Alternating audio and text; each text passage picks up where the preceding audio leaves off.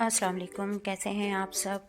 Welcome back. आज मैं आपको दूध से मलाई सेव करके और कैसे देसी घी घर में बना सकते हैं वो तरीका बताऊंगी। आप ये देख सकते हैं मक्खन को मैंने इस तरह से चूल्हे पे रखा है और इसमें 3 से 4 स्पून मैंने आटा डाला है।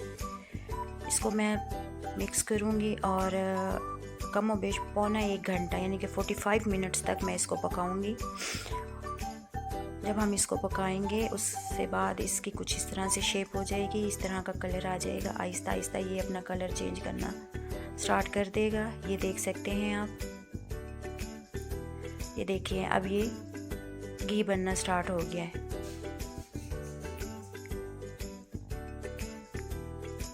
ये देखें अभी इसने मुकम्मल ये घी की शक्ल में आ चुका है। मैं ज़रूर आप बना सकते हैं। नेक्स्ट वीडियो में मैं आपको बताऊंगी कि मलाई को कैसे सेव करके उसे मक्खन निकाला जाता है। नेक्स्ट वीडियो तक के लिए मुझे इजाज़त दीजिएगा। अपना ख्याल रखिएगा और दुआओं में याद रखिएगा। मेरे चैनल को सब्सक्राइब करना मत भूलिएगा, लाइक एंड शेयर कीजिएगा। ओके जी, अल्लाह हाफ़िज़।